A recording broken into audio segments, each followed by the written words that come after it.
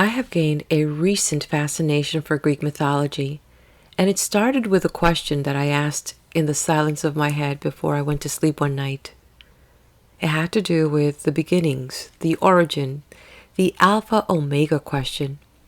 And the next day upon waking, I had a client call me for a consultation, which then led me on a search to find out the origins of the names of the week and months, which I actually have a video up here about that, so I'll leave the link here for you. So I wanted to find out the origins of the names of the week and months, and then that took me on to this quest and this dance with the Greeks. Then I read into Dr. D.C. Hellman's YouTube channel called Lady Babylon, and he offers Greek studies on his channel. He is a philologist and all things classical Greek, and his rule for anything is seek original sources. Hello, I'm Daisy. Welcome to my channel. If you are interested in jumping right to the narration of the Odyssey Book 1, there's a link in the description. Otherwise, sit here with me for a while as I share some insights.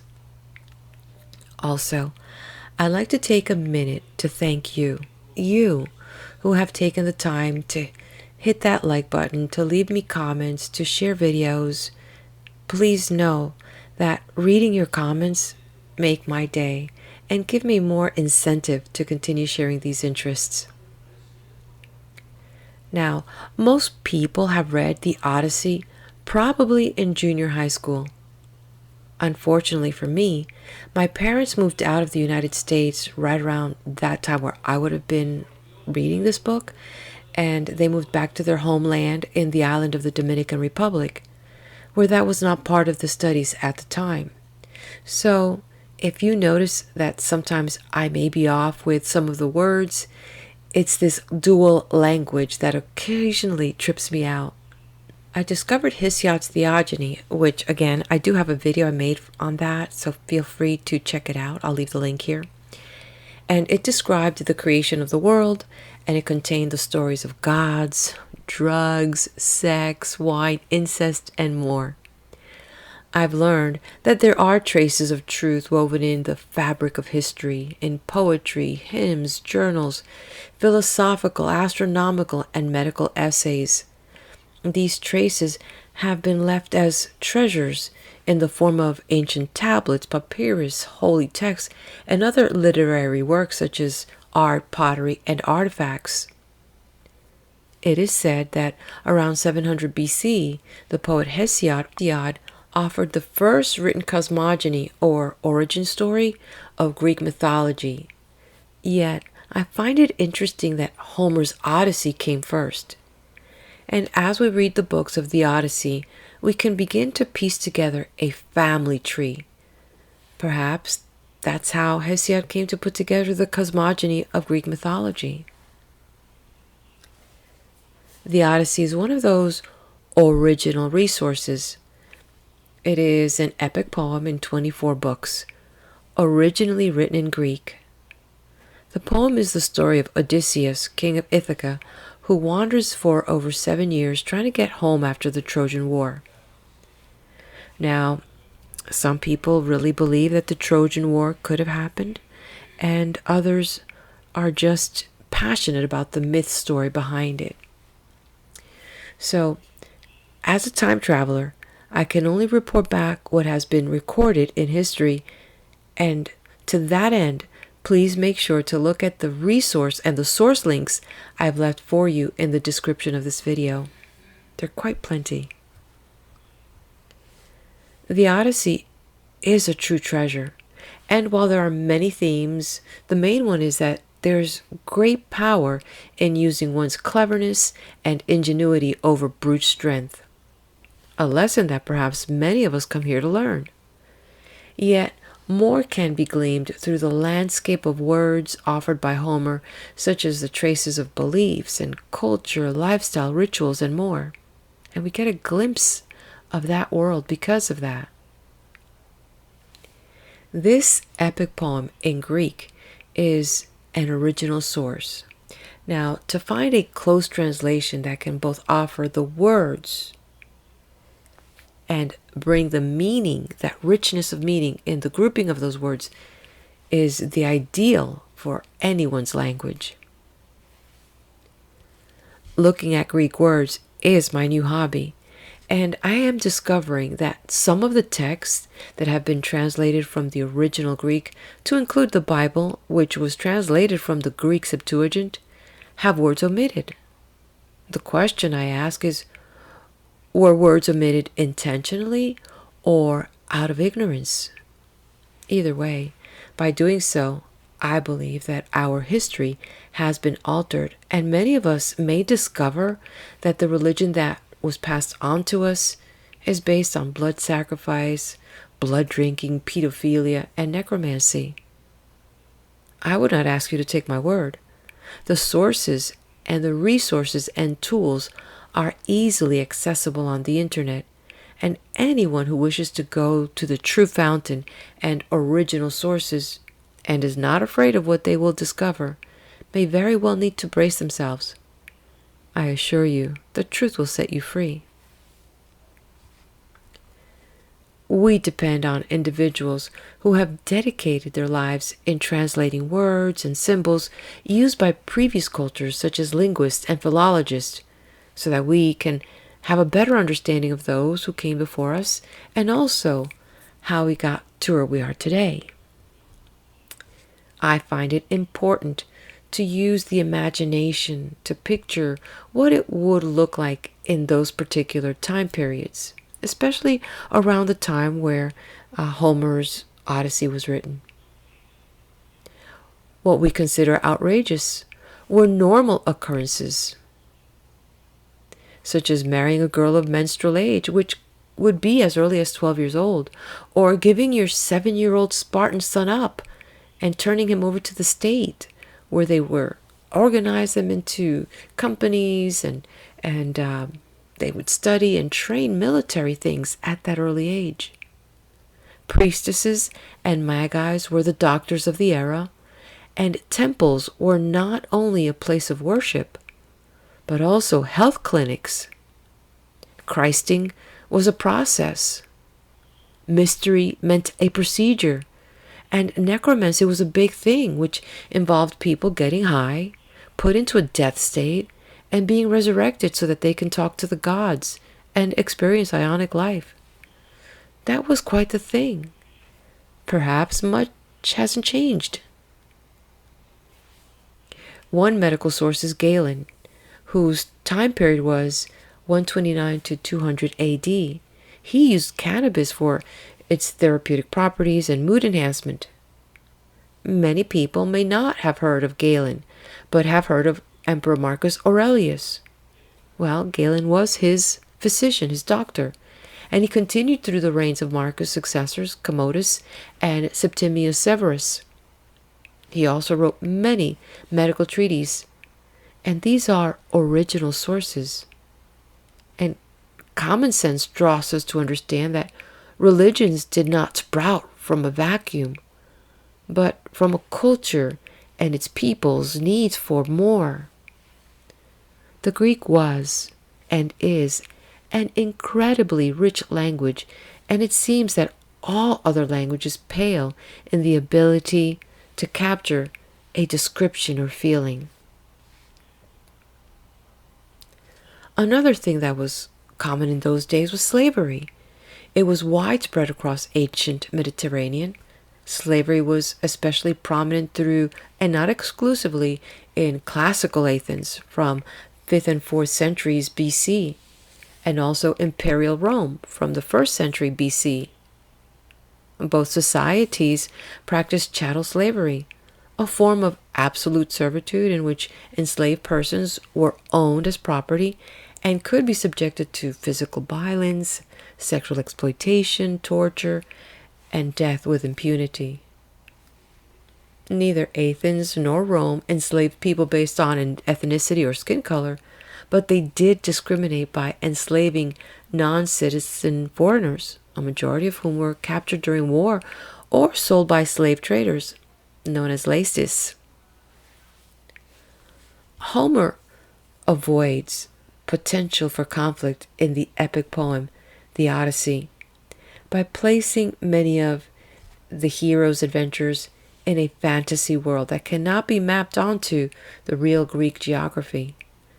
By not connecting the cities of men that Odysseus visits with any identifiable location or people, it makes the hero's encounters universal or Panhellenic. Yet, on the other hand, Homer pulls us into a surreal world by blending the real into the fantasy, by including real geographical locations such as Ithaca, the Polis Cave, Troy, and other locations. And before I jump into narration mode, I'd like to lay out the appearances of the characters, some backstories, some real locations, and other juicy tidbits. And again, I'd like to say I'm not a scholar, so I may get some things wrong, some of my own observations. But most of this has been researched. And again, like I mentioned, I did offer the links in the description of this video. So as we explore Book 1, a goddess intervenes. The scene starts out with Zeus commanding the muse to sing a story. Singing hymns and stories were very common ways to relate information and instructions.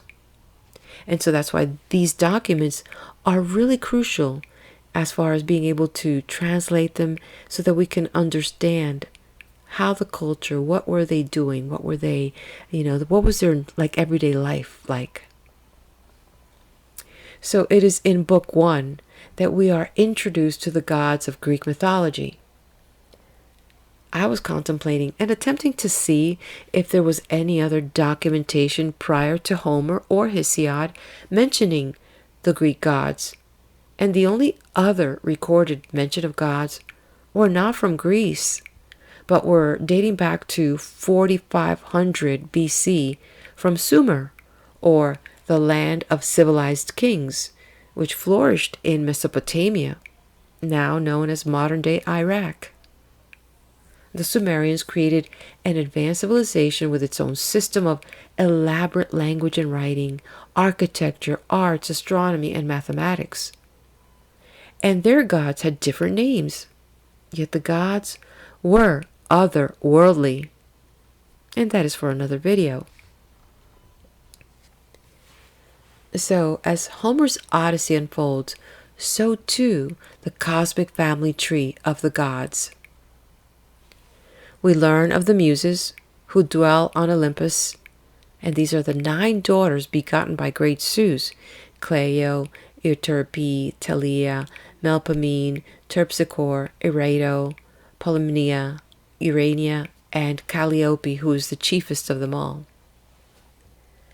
Now Zeus is king of gods and men. He mediates the disputes of the gods on Mount Olympus. He sees favor in Odysseus and helps him out, and also permits Athena to do the same. And we're going to talk about her in a minute. Then we meet Lord Helios, and he is referred to as the sun. He is the son of the union between Titan brother and sister Hyperion and Thea, who are offsprings of Gaia and Uranus, part of the origin story that you can learn more in Hesiod's Theogony. And we learn by this one line or one paragraph that Helios moves in the heavens. We now have met muses and gods, and we are then introduced to the nymph Calypso, who was daughter to yet another incest of brother-sister Titan pairing, Tethys and Oceanus, also offspring of Gaia and Uranus. And she lived on the island of Ogygia, where she detained Odysseus for 7 years against his will. We also learn about the Argo ship, which was built with the help of the gods, that Jason and the Argonauts used to sail to retrieve the Golden Fleece. A story that unfolds in another Greek epic poem titled Argonautica, written by a different author, Apollonius of Rhodes. And then there's Athena, the daughter of Zeus, which according to one of the stories states that she was produced without a mother and emerged full grown from Zeus's forehead. Try to wrap your head around that one. She is often dignified by the epithet Pallas in front of her name, and Pallas is derived from the Greek word pals, meaning youth, and can also at times refer to her virgin status. She advocates for Odysseus before the council of the gods on Mount Olympus, and she provides Odysseus and his son with sage advice, most often in the form of the aged mentor. She disguises herself, and in that revealing to us that she's a shapeshifter of some sort. She also has magical golden sandals that allows her to travel through the air, and is often seen with a spear in hand, a child of power and relentless warrior. So as I mentioned, she implores on behalf of Odysseus, who was king of Ithaca, son of Laertes and Anticlea, the daughter of Autolycus of Parnassus, and father by his wife Penelope. And she's mother of Telemachus. Now, for the sake of our family tree, that is, if you're trying to create one, we can trace Odysseus all the way back to Pontus and Gaia as their great, great, great, great grandparents. And I can see why there was favor on Odysseus, who by now has been a product of the gods mating with humans. And I still have not taken on the project to see how the humans came to be in Greek mythology, but I'm sure that will be for another video sometime in the future. That is, if the gods allow me such grace of time. Now, Odysseus had a wife, I mentioned, Penelope, which we just met. She was daughter of Icarus of Sparta and the nymph Peribia. During her husband's long absence after the Trojan War, many chieftains and nearby islands became her suitors. Telemachus was the only child of Odysseus and his wife, Penelope, and when he reached manhood, he visited Pylos and Sparta in search of his wandering father. On his return, he found that Odysseus had reached home before him. Then father and son slew the suitors who had gathered around Penelope. The Muses go on to tell us of Poseidon, the ruler of the water. He is the one responsible for earthquakes, rivers, floods, droughts, and anything involving water in general. The Muses told us that he held a grudge against Odysseus because Odysseus poked out the eye of his son Polyphemus, the one-eyed Cyclops giant, whose mother was Teusa, daughter of Phorcys. And just to keep adding to our family tree, Phorcys' parents were the Titans Gaia, earth, and Pontus, the sea. Now, Poseidon was the son of Cronus and Rhea, and they both were children of Uranus and Gaia. Most stories state that Poseidon was swallowed by his father, like all his older siblings, and was rescued by Zeus along with his other siblings. And so the family tree continues to evolve as we meet Hermes, the son of Zeus and Maia. He was the messenger of the gods and the mediator between the realm of the dead and the kingdom of the living. He is Zeus's messenger, and he is said to be the fastest of the gods. He wears winged sandals, a winged hat, and carries a magic wand.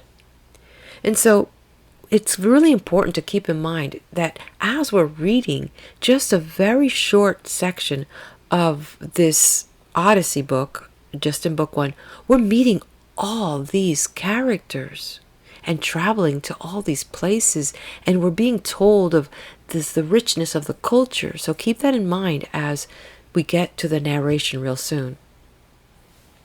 Anyway, he is sent to Calypso. He, being Hermes, is sent to Calypso to give the message of what is being planned. So Hermes is the son to Zeus and Maia, and she's the most beautiful of the 7 Pleiades. And they're the daughters of Atlas and Pleione. And Atlas was responsible for holding up the heavens. A lot of people sometimes get confused and think that Atlas is holding the earth, but no, he is actually holding up the heavens, and that's his job. I wonder if he gets paid for that. Anyway, Calypso is the daughter of Atlas, also known as the Titan Atlas, and some authors have her father as being Oceanus or Nereus.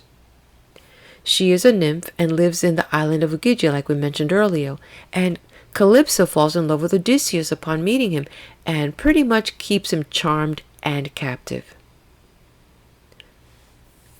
We also learn in this book of the peoples and have flowing hair. Still today, the name has stuck, and the Achaeans is the name of the people inhabiting the area of Achaea in Greece. And Homer used this term in his epics, both Iliad and the Odyssey, to collectively describe the Greeks. What I found interesting was that, and it should not be confused with the Akkadians, who were indigenous-speaking Semites and Sumerian speakers under one rule in the city of Akkad in Mesopotamia. I mention this because there's a bit of similarity between Achaean. When you see the word, it actually is spelled Akhain, and of course Akkadians. And if you don't know that the AKH has that ch sound, one might see the word and instinctively want to read it as Achaean, and could be easily confused with Akkadians. And when it says Achaean. So you could check it out too. Anyway, the next thing is we're also introduced to kings of the region, such as Mentes, the king of Taphians and the son of Anchialus. There's Nestor, king of Pylos, Menelaus, king of Sparta, and he's described as the red-haired king. There's Phemius, the resident bard in Ithaca, and we first meet him as he saddens Penelope by singing of the Trojan War. And then there was also Ilus, son of Marmarus. He was the founder of the city called Ilion, to which he gave his name, and was one of the main city of Troy, which Troy is now Turkey. There's Marmarus, of course. He was the son of Pheres and the grandson of Jason and Medea.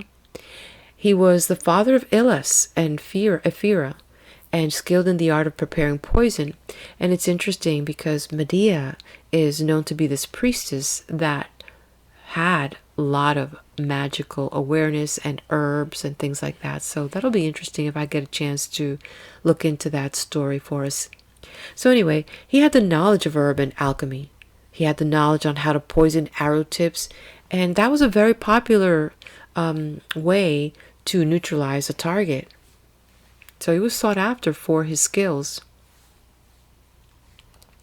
Now the final person I want to mention is Euryclea. She is the aged and loyal servant who is mentioned, and she is the one or the nursemaid for Odysseus, and then later on she also nursed his son Telemachus when they were both babies. And Euryclea is well informed about the palace intrigues, and she serves as a confidant to her masters.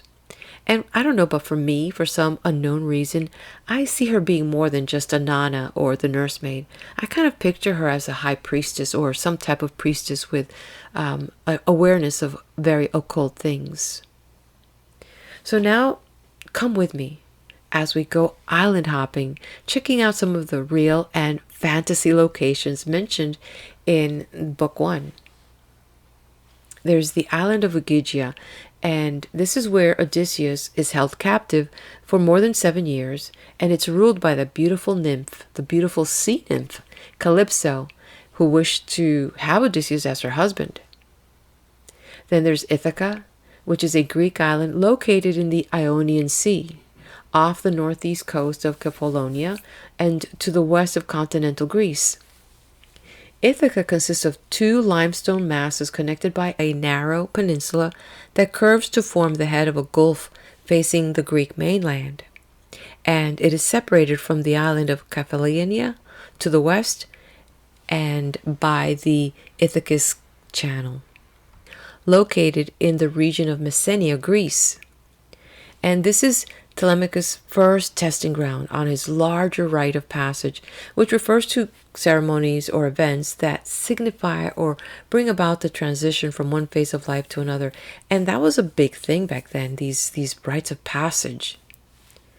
So Pylos is ruled by Nestor, a respected veteran of the Trojan War, and he fought alongside Odysseus. Then there's Sparta, ancient city Greece, and was a city located in the southeastern Peloponnese region of ancient Greece. Sparta grew to rival the size of the city-states Athens and Thebes by subjugating its neighboring region of Messenia. Though Sparta absorbed this population, it did not integrate the conquered people into society. In Homeric Greece, the islands of Taphos lay in the Ionian Sea off the coast of Achaeania in northwestern Greece. This became the home of the Taphians and also home of the pirates. Penelope mentions the Taphians dealt in slaves also. Today, the island has a permanent population of about 1,200 inhabitants.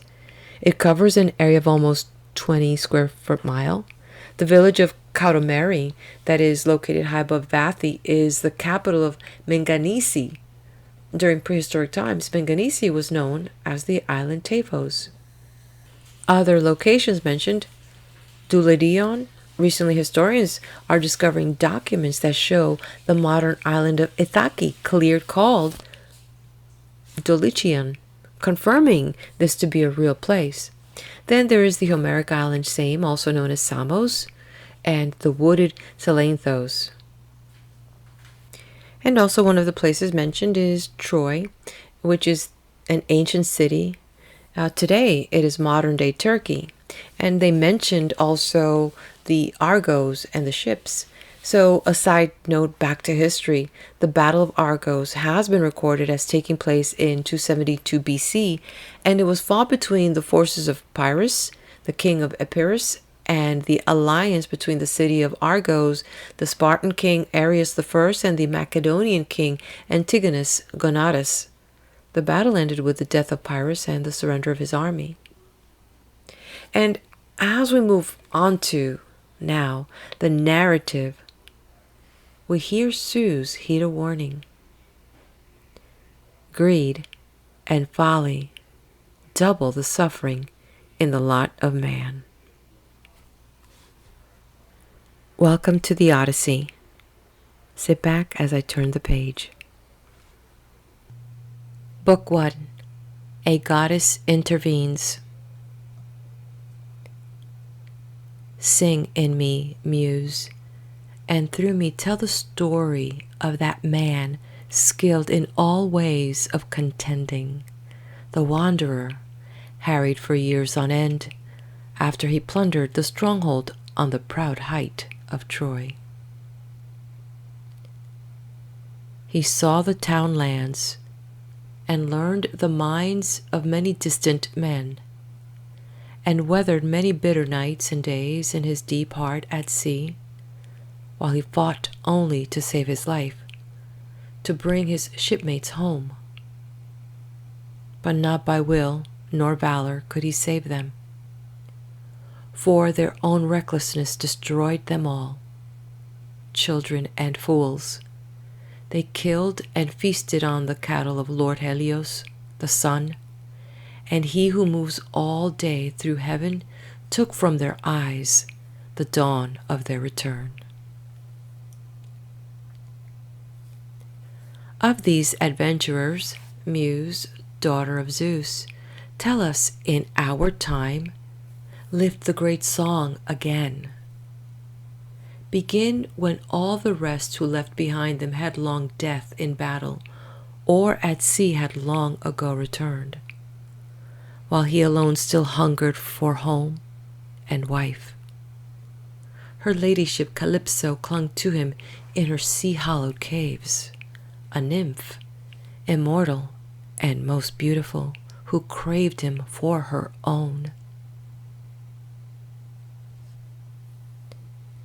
And when long years and seasons, wheeling brought around that point of time ordained for him to make his passage homeward, trials and dangers, even so, attended him even in Ithaca, near those he loved.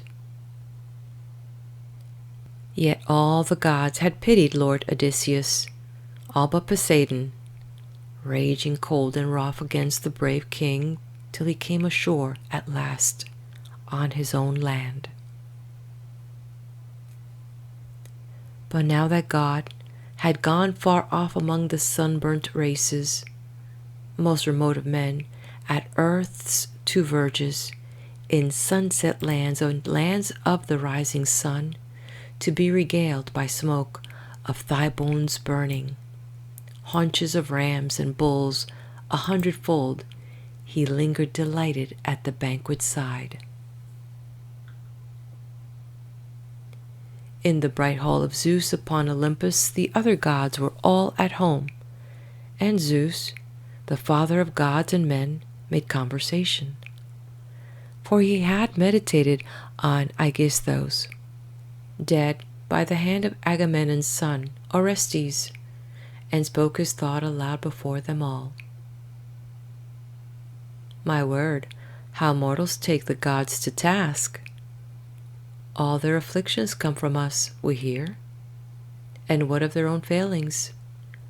Greed and folly double the suffering in the lot of man.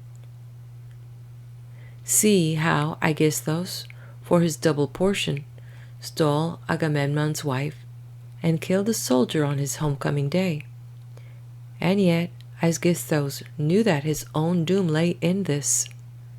We gods had warned him, sent down Hermes Argiphantes, our most observant courier, to say, "Don't kill the man, don't touch his wife, or face a reckoning with Orestes the day he comes of age and wants his patrimony." Friendly advice, but would Aegisthus take it? Now he has paid the reckoning in full. The gray-eyed goddess Athena replied to Zeus, "O Majesty, O Father of us all, that man is in the dust indeed, and justly. So perish all who do what he had done. But my own heart is broken for Odysseus, the mastermind of war, so long a castaway upon an island in the running sea, a wooded island in the sea's middle, and there's a goddess in the place, the daughter of one whose baleful mind knows all the deeps of the blue sea, Atlas, who holds the columns that bear from land the great thrust of the sky. His daughter will not let Odysseus go. Poor mournful man, she keeps on coaxing him with her beguiling talk to turn his mind from Ithaca. But such desire is in him merely to see the hearth smoke leaping upward from his own island, that he longs to die. Are you not moved by this, Lord of Olympus? Had you no pleasure from Odysseus' offerings beside the Argive ships on Troy's wide seaboard? O Zeus, what do you hold against him now?" To this the summoner of cloud replied, "My child, what strange remarks you let escape you. Could I forget that kingly man Odysseus? There is no mortal half so wise. No mortal gave so much to the lords of open sky. Only the god who laps the land in water, Poseidon, bears the fighter an old grudge since he poked out the eye of Polyphemus, brawniest of the Cyclops, who bore that giant lout. Thusa, daughter of Phorcys, an offshore sea lord. For this nymph had lain with Lord Poseidon in her hollow caves. Naturally, the god, after the blinding, mind you, he does not kill the man. He only buffets him away from home. But come now, we are all at leisure here. Let us take this matter of his return. How should he sail? Poseidon must relent, for being quarrelsome will get him nowhere, one god flouting the will of all the gods." The gray-eyed goddess Athena answered him, "O Majesty, O Father of us all, if it now please the blissful gods that wise Odysseus reach his home again, let the wayfinder, Hermes, cross the sea to the island of Ogygia. Let him tell our fixed intent to the nymph with pretty braids, and let the steadfast man depart for home. For my part, I shall visit Ithaca to put more courage in the son, and rouse him to call an assembly of the islanders, Achaean gentlemen with flowing hair. He must warn off that wolf pack of the suitors who prey upon his flocks and dusky cattle. I'll send him to the mainland then, to Sparta by the sand beach of Pylos. Let him find news of his dear father, where he may and win his own renown about the world. She bent to tie her beautiful sandals on, ambrosial, golden, that carry her over water or over endless land on the wings of the wind, and took the great haft of her spear in hand, the bronze-hulled spear this child of power can use to break in wrath long battle lines of fighters. Flashing down from Olympus' height, she went to stand in Ithaca before the manor, just at the door still of the court. She seemed a family friend, the Taphian captain, Mentes, waiting with a light hand on her spear. Before her eyes she found the lusty suitors casting dice inside the gate, at ease on hides of oxen they had killed. Their own retainers made a busy sight with houseboys, mixing bowls of water and wine, or sopping water up in sponges, wiping tables to be placed about in hall, or butchering whole carcasses for roasting. Long before anyone else, the Prince Telemachus now caught sight of Athena, for he, too, was sitting there, unhappy among the suitors, a boy daydreaming. What if his great father came from the unknown world and drove these men like dead leaves through the place, recovering honor and lordship in his own domains? Then he who dreamed in the crowd gazed out at Athena. Straight to the door he came, irked with himself to think a visitor had been kept there waiting, and took her right hand, grasping with his left her tall bronze-bladed spear. Then he said warmly, "Greetings, stranger. Welcome to our feast. There will be time to tell your errand later." He led the way, and Pallas Athena followed into the lofty hall. The boy reached up and thrust her spear high in a polished rack against a pillar, where tough spear on spear of the old soldier his father stood in order. Then, shaking out a splendid coverlet, he seated her on a throne with footrest, all finely carved, and drew his painted armchair near her, at a distance from the rest.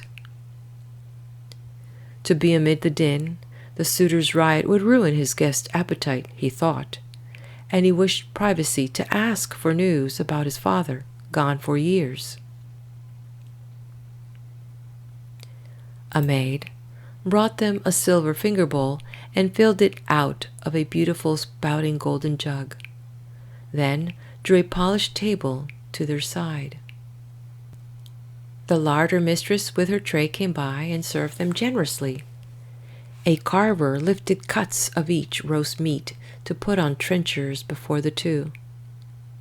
He gave them cups of gold, and these the steward as he went his rounds filled and filled again. Now came the suitors, young bloods trooping in to their own seats on thrones or easy chairs. Attendants poured water over their fingers, while the maids piled baskets full of brown loaves near at hand, and houseboys brimmed the bowls with wine. Now they laid hands upon the ready feast and thought of nothing more. Not till desire for food and drink had left them were they mindful of dance and song, that are the grace of feasting. A herald gave a shapely cithern harp to Phamos, whom they compelled to sing, and what a storm he plucked upon the strings for prelude. High and clear the song arose. Telemachus now spoke to grey-eyed Athena, his head bent close, so no one else might hear. "Dear guest, will this offend you if I speak? It is easy for these men to like these things, harping and song. they have an easy life, scot-free, eating the livestock of another, a man whose bones are rotting somewhere now, white in the rain on the dark earth where they lie, or tumbling in the groundswell of the sea. If he returned, if these men ever saw him, faster legs they'd pray for to a man, and not more wealth than handsome robes or gold. But he is lost. He came to grief and perished, and there's no help for us in someone's hoping he still may come. That sun has long come down. But tell me now, and put it for me clearly, who are you? Where do you come from? Where's your home and family? What kind of ship is yours, and what course brought you here? Who are your sailors? I don't suppose you walked here on the sea.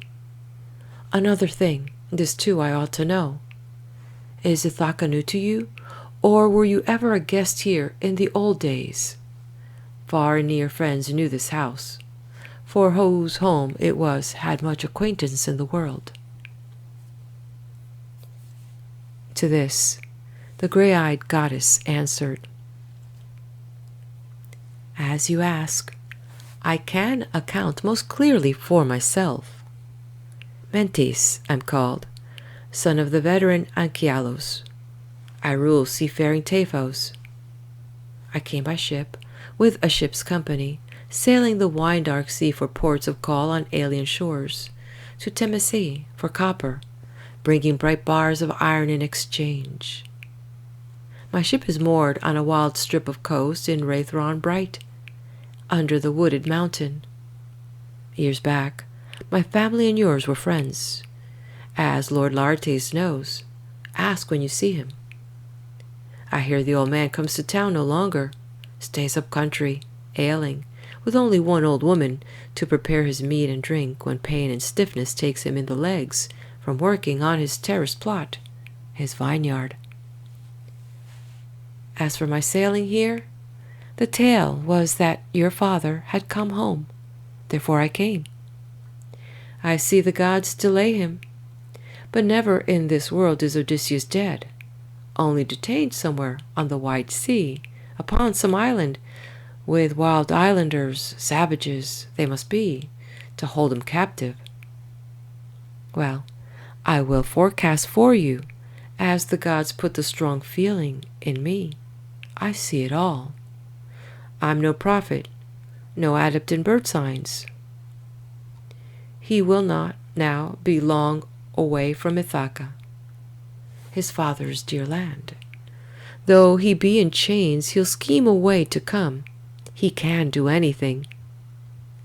But tell me this now, make it clear to me. You must be, by your looks, Odysseus' boy? The way your head is shaped, the fine eyes, yes, how like him. We took meals like this together many a time, before he sailed for Troy with all the lords of Argos in the ships. I have not seen him since, nor has he seen me.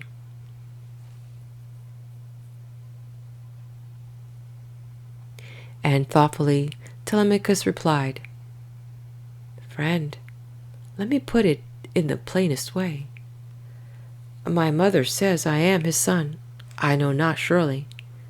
Who has known his own engendering? I wish at least I had some happy man as father, growing old in his own house. But unknown death and silence are the fate of him that, since you ask, they call my father. Then great-eyed Athena said, The gods decreed. No lack of honor in this generation, such is the son Penelope bore in you. But tell me now, and make this clear to me. What gathering, what feast is this? Why here, a wedding? Revel? At the expense of all? Not that, I think. How arrogant they seem, these gluttons making free here in your house. A sensible man would blush to be among them. To this, Telemachus answered, Friend, now that you ask about these matters, Our house was always princely, a great house, as long as he of whom we speak remained here. But evil days the gods have brought upon it, making him vanish, as they have so strangely. Were his death known, I could not feel such pain. If he had died of wounds in Trojan country or in the arms of friends after the war,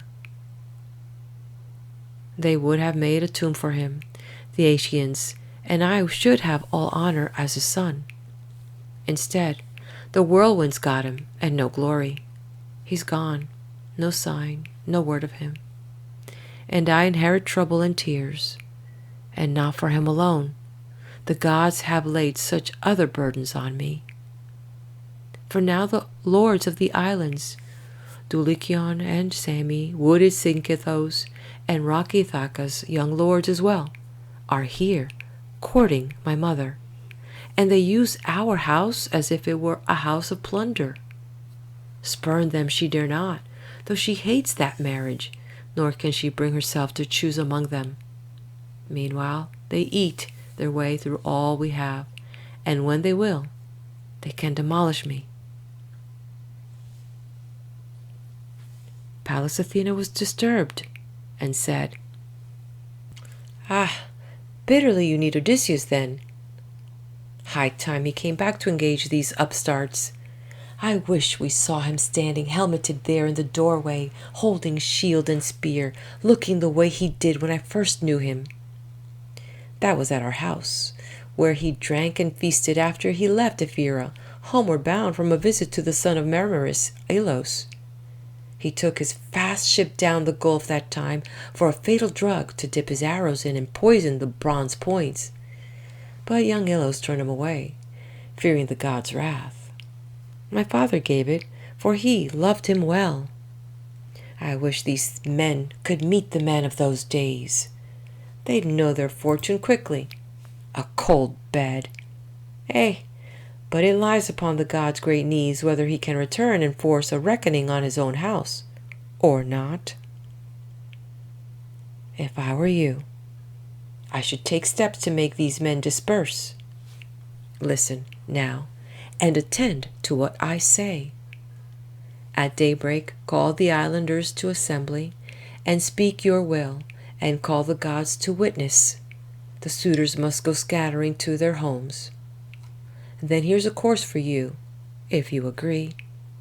Get a sound craft afloat with 20 oars and go abroad for news of your lost father. Perhaps a traveler's tale, or rumored fame issued from Zeus abroad in the world of men.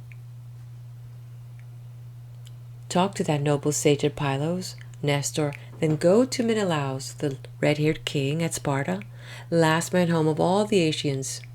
Stay a full year. You may learn he's alive and coming home, or else you may hear nothing, or learn that he is dead and gone. If so, then you can come back to your own dear country and raise a mount for him and burn his gear with all the funeral honors due the man, and give your mother to another husband. When you have done all this, or seen it done, it will be time to ponder concerning these contenders in your house, how you should kill them, outright or by guile. You need not bear this insolence of theirs. You are a child no longer. Have you heard what glory young Orestes won when he cut down that two-faced man, Aegisthus, for killing his illustrious father? Dear friend, you are tall and well set up, I see. Be brave, you, too, and men in times to come will speak of you respectfully. Now I must join my ship. My crew will grumble if I keep them waiting.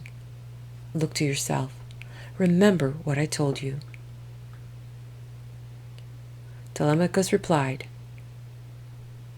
Friend, you have done me kindness, like a father to his son, and I shall not forget your counsel ever.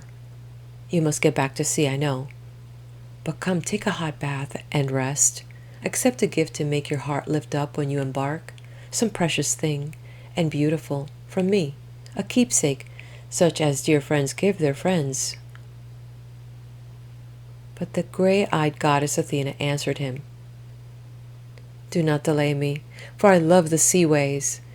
As for the gift your heart is set on giving, let me accept it on my passage home, and you shall have a choice gift in exchange." With this Athena left him as a bird rustles upward, off and gone. But as she went, she put new spirit in him, a new dream of his father, clearer now, so that he marveled to himself, divining that a god had been his guest. Then godlike in his turn he joined the suitors. The famous minstrel still sang on before them, and they sat still and listened while he sang that bitter song, the homecoming of Achaeans. How by Athena's will they fared from Troy, and in her high room careful Penelope, Icario's daughter, heeded the holy song. She came, then, down the long stairs of her house, this beautiful lady, with 2 maids in train attending her as she approached the suitors. And near a pillar of the roof she paused, her shining veil drawn over across her cheeks, the 2 girls close to her and still, and through her tears spoke to the noble minstrel. "Phamos, other spells you know, high deeds of gods and heroes, as the poets tell them. Let these men hear some other, while they sit silent and drink their wine. But sing no more this bitter tale that wears my heart away. It opens in me again the wound of longing for one incomparable, ever in my mind. His fame all Hellas knows, and midland Argos." But Telemachus intervened and said to her, "Mother, why do you grudge our own dear minstrel joy of song, wherever his thought may lead? Poets are not to blame, but Zeus, who gives what fate he pleases to adventurous men. Here is no reason for reproof. To sing the news of Danaans, men like best a song that rings like morning on the ear.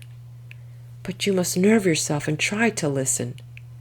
Odysseus was not the only one at Troy never to know the day of his homecoming. Others, how many others, lost their lives." The lady gazed in wonder and withdrew, her son's clear wisdom echoing in her mind. But when she had mounted to her rooms again with her 2 handmaids, then she fell to weeping for Odysseus, her husband. Grey-eyed Athena presently cast a sweet sleep on her eyes.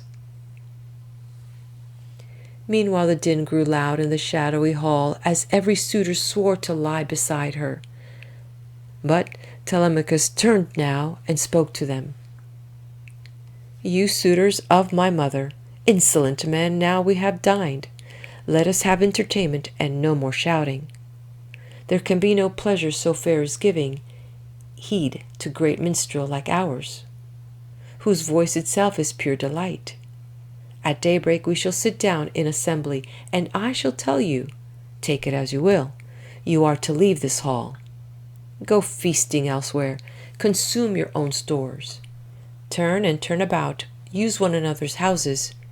If you choose to slaughter one man's livestock and pay nothing, this is rapine, and by the eternal gods, I beg Zeus, you shall get what you deserve.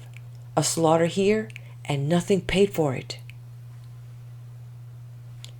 By now their teeth seemed fixed in their underlips. Telemachus' bold speaking stunned them so. Antinous, Euphetes' son, made answer. "Telemachus, no doubt the gods themselves are teaching you this high and mighty manner. Zeus forbid you should be king in Ithaca, though you are eligible as your father's son." Telemachus kept his head and answered him, "Antinous, you may not like my answer, but I would happily be king, if Zeus conferred the prize. Or do you think it wretched? I shouldn't call it bad at all. A king will be respected, and his house will flourish. But there are eligible men enough, heaven knows, on the island, young and old, and one of them perhaps may come to power after the death of King Odysseus. All I insist on is that I rule our house, and rule the slaves my father won for me." Eurymachus, Polybus' son, replied, "Telemachus, it is on the gods' great knees who will be king in sea-girt Ithaca. But keep your property, and rule your house, and let no man, against your will, make havoc of your possessions while there's life on Ithaca. But now, my brave young friend, a question or two about the stranger. Where did your guest come from? Of what country? Where does he say his home is and his family? Has he some message of your father's coming, or business of his own, asking a favor? He left so quickly that one hadn't time to meet him, but he seemed a gentleman." Telemachus made answer cool enough. "Eurymachus, there's no hope for my father.